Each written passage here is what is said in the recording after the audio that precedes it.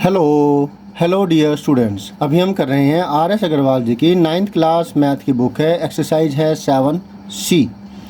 Lines and angles chapter का नाम है और इस एक्सरसाइज का अभी हम कर रहे हैं क्वेश्चन नंबर 1। इस क्वेश्चन में क्या है वो देखिए, समझिए। इन द गिवन फिगर जो आपके सामने है, इसमें L पैरेलल टू M, तो एक लाइन को एक स्मॉल अल्फ़ाबेट से भी हम स्मॉल लेटर से भी हम डिनोट कर सकते हैं, लेकिन उस वक्त सिंगल लेटर का इस्तेमाल करेंगे। तो L और M सिंगल लेटर्स है। ये दोनों की दोनों जो लाइनें हैं जिनको ये L और M रिप्रेजेंट कर रही हैं, ये दोनों लाइनें पैरेलल है। एंड अ ट्रांसवर्सल T, एक ट्रांसवर्सल T है जो ये वाली है, ये इन दोनों को काट रही है।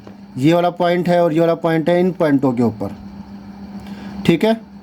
ईच एंगल 1 इजगल टू, मतलब जो एंगल 1 है, if angle 1 is equal to 120 degree, अगर ये एंगल 120 डिग्री गिवन है, find the measure of each of the remaining marked angles.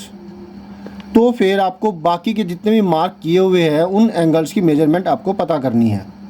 मतलब एंगल 2, एंगल 3, एंगल 4, 5, 6, 7, 8, ये सारे के सारे मार्क किए हुए हैं, आपको ये सारे के सारे एंगल्स बताने हैं।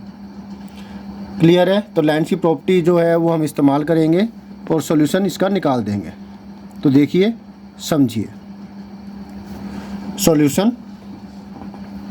देखिए यहाँ पर एंगल 1 है और ये 5 है, ये दोनों के दोनों ही क्या है, कोरस्पॉन्डिंग एंगल्स हैं।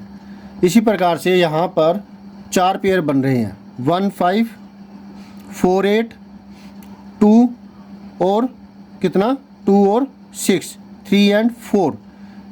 ऊपर की तरफ हो गए ये 2 पेयर और नीचे की तरफ हो गए ये वाला पेयर और ये वाला पेयर। ये कोरस्पॉन्डिंग एंगल्स है। इसी तरह ऑल्टरनेट इंटीरियर एंगल्स की प्रॉपर्टी का भी इस्तेमाल करके हम इसका सोल्यूशन निकाल सकते हैं। तो फिलहाल एंगल 1 की मदद से हम एंगल 3 निकालेंगे, ठीक है, और सीधे डायरेक्टली 5 भी निकाल सकते हैं। चलिए देखते हैं इसको। एंगल 5 इजिकल टू, जो एंगल 5 है वो एंगल 1 के बराबर होगा और एंगल 1 दे रखा है 120 डिग्री। लिख सकते हैं आप पहले कि एंगल 1 120 डिग्री गिवन है। तो एंगल 5 एंगल 1 के बराबर होगा। कारण इसका क्या होगा, कोरस्पॉन्डिंग एंगल्स।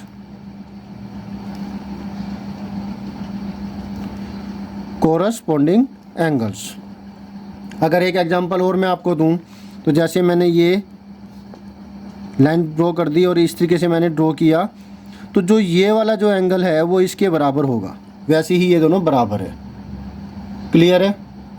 एंगल 5 एंगल 1 के बराबर हुआ, तो एक एंगल की वैल्यू हमें पता लग गई। इसी प्रकार से क्या कर सकते हैं हम, 5 है 3 के बराबर होगा, लेकिन ये ऑल्टरनेट इंटीरियर एंगल की प्रॉपर्टी से होगा, ठीक। 5 और 3 ये दोनों भी बराबर होंगे। Angle 3 is equal to angle 5 is equal to 120 degree. क्यों? Alternate interior angles. ऑल्टरनेट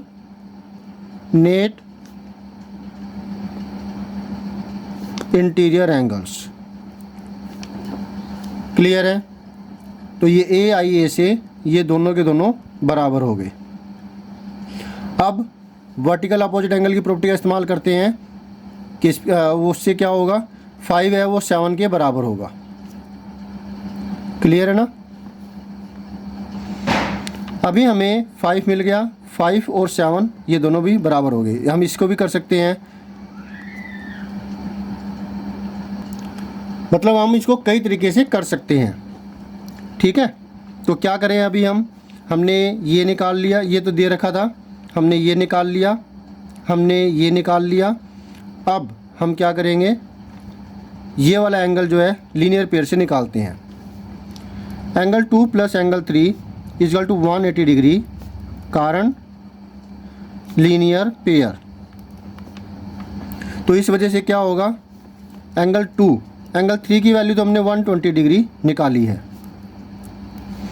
तो एंगल 2 की वैल्यू क्या होगी, 180 डिग्री माइनस में 120। आप चाहें तो इसको लिख सकते हैं, because angle 3 is equal to 120 degree proved. ठीक। तो एंगल 2 की वैल्यू आई 60 डिग्री, ये 60 डिग्री आ गई, ये हमें दे रखी थी, ये हमने निकाली। अब 4 है वो भी क्या होगी, ये दोनों बराबर होंगे। Angle 4 is equal to angle 2, और एंगल 2 तो हमने 60 डिग्री निकाला ही है।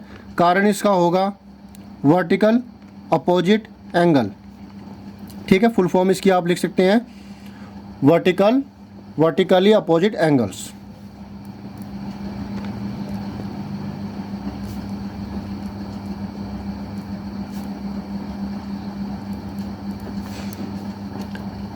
क्लियर हो गया।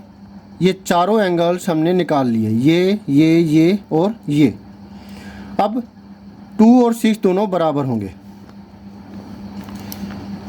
एंगल 2 इजकल टू, चलिए एंगल 6 था ना, ये एंगल 6 इजकल टू एंगल 2, ये वाला एंगल इसके बराबर होगा, वही कोरस्पॉन्डिंग एंगल्स वो इधर की तरफ लग गए बस।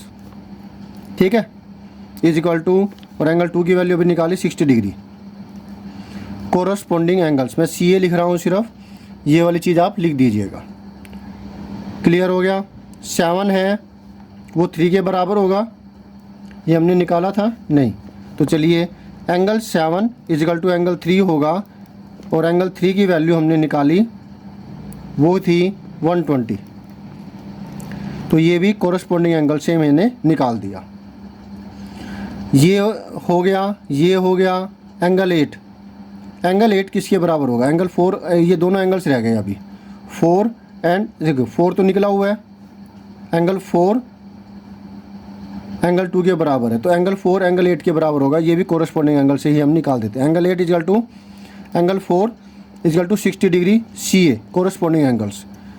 समझ में आ रहा है आपको, ये वाला एंगल इस वाले एंगल के बराबर होगा, दोनों ही स्ट्रेट लाइनें हैं और पैरेलल है। फिर ये इसके नीचे की तरफ है, और ये जो एंगल है ये भी इसके नीचे की तरफ है, ट्रांसवर्सल के एक ही साइड में है और दोनों नीचे की तरफ है। आपको समझ में आ रहा है। इसी तरीके से जो बनते हैं वो कोरस्पॉन्डिंग एंगल्स बनते हैं, ये वाले दोनों। ठीक है, इसी प्रकार से ये वाला और ये वाला कोरस्पॉन्डिंग हुआ, फिर ये वाला और ये वाला कोरस्पॉन्डिंग हुआ, फिर ये वाला और ये वाला भी कोरस्पॉन्डिंग हुआ। समझ में आया। तो हमने इस प्रकार से सारे के सारे जो एंगल्स हैं वो निकाल दिए। तो इस प्रकार से एंगल 1, एंगल 3, एंगल 5, एंगल 7, ये चारों एंगल्स 120 हुए। फिर एंगल 2, एंगल 4, एंगल 6, एंगल 8, ये चारों 60 डिग्री के हुए, और ये आपका जो है आंसर हो गया। ठीक है, समझ में आ गया, वेरी गुड। तो मिलते हैं नेक्स्ट वीडियो में। Always have a great time, bye.